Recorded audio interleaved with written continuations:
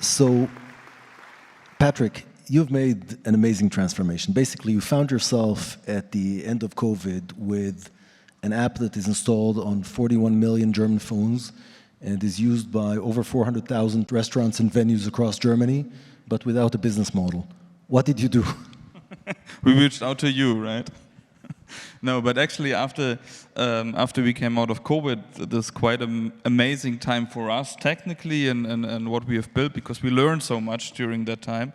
And also when we look at all the technical foundations we have built, all the stories that we were able to encounter during all this time. So when we started, it was actually 1.5 years ago in August 2020 when Germany was hit by the second wave, and there was the obligation to fill in personal contact details done by paper, right? And a lot of paper, if you think about the whole country. And we thought this might be a good window of opportunity to put something out digital to do this. And we started basically on the island of Sylt. And we just went into 160 restaurants and gave them the solution. And then the guests, they were recognizing when they're registering once, for breakfast, lunch, and dinner, they can use it everywhere. So it's much, much easier if you use one interface throughout your everyday life. And the restaurant owners, they definitely have other stuff to do, and they recognized, hey, if we're using the same system as the location around the corner, we don't have to explain it all over the time, right? And this created this whole dynamic last year within Germany, that then the government finally asked us whether we can do this for everyone. And by doing this for everyone, I think it was the first time in history of Germany that the digital initiative was not only used in urban areas like Berlin, Hamburg, and Munich, but also small villages. Also my hometown, a very small one, they were using it there, right? People from 15 to 80 years old. So there are people in the age of 80. The first app they have downloaded in their life was Luca, right?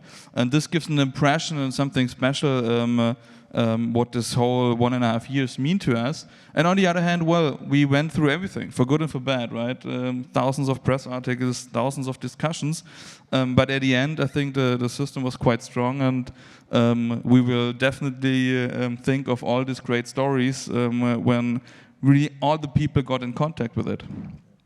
No, for me, you know, the internet and generally investing is all about removing friction from the economy. And, you know, I can't think of a more annoying friction case than the one that you have in restaurants. You finish eating, you just want to go. You have a meeting and you're in a hurry, and then you need to raise your hand, wait for the waiter to bring the bill. Raise your hand again, wait for the waiter to bring the credit card machine.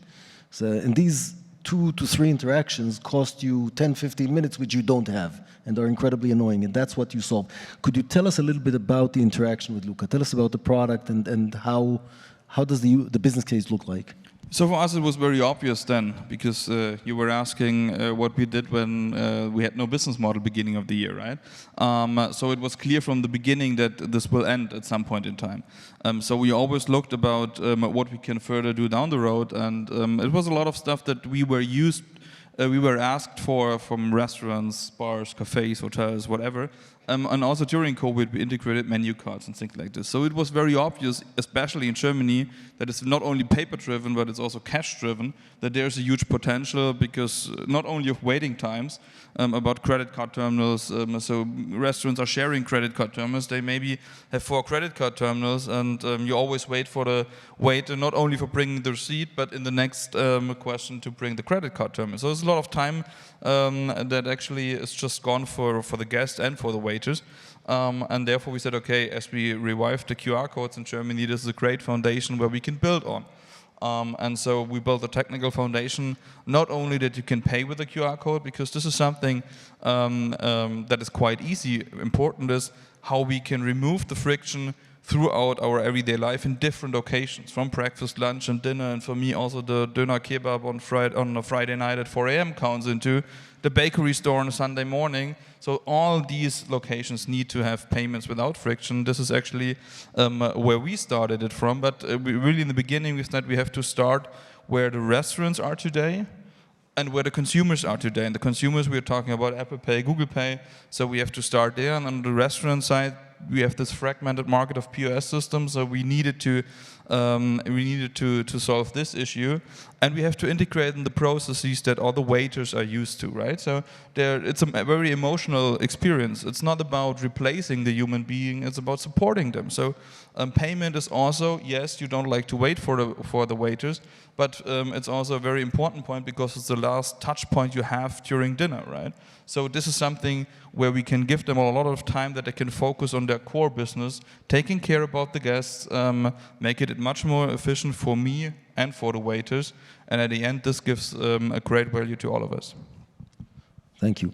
Can you tell us a little bit about your plans for the future? I know you're in the midst of some very exciting things that are happening, so why don't you share them? So I think very important is that we, in the beginning, the last couple of months, focused on putting a QR code somewhere that you can pay with. It's something that just doesn't convert. You really need to take care about the processes. You really need to take care about the adoption. We made it possible that we get the adoption up to 70, 80% in those places, because then the processes that the waiters are using, they get used to it, right? I don't want to have one restaurant in Hamburg, one in Munich, one in Berlin. I want to do it hyper-locally, as we have done last year, that I have 80% of the payments in a restaurant.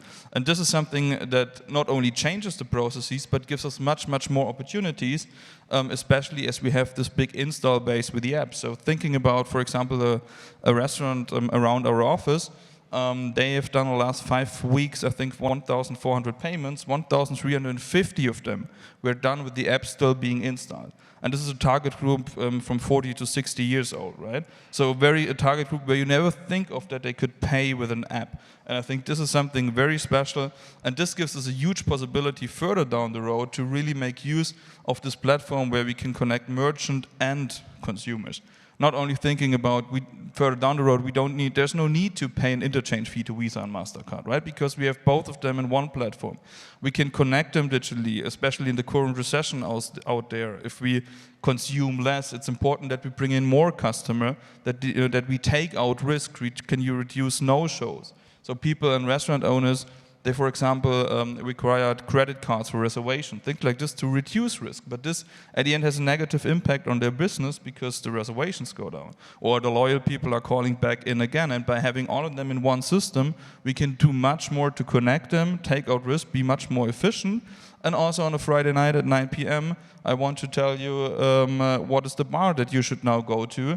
And by knowing what is the bar that I should go to, maybe I also like to know if the bar that I regularly go to, do they have availability right now? If they don't have availability, I'm also fine to hand them over to the quick commerce colleagues that they make sure that they have enough drinks at home. So really being one interface to our everyday life, and also providing a platform where users stick to, where they can discover new places, and where they actually can use it throughout our everyday life, from breakfast, lunch, and dinner, and everything else that comes down the road.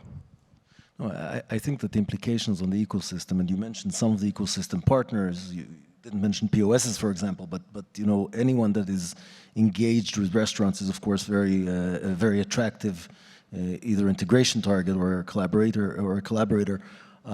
But if you think outside restaurants, for example, you know, I know that you have a lot of plans with other venues, with hotels and other venues. Can you expand on that a little bit and tell us what the business case is?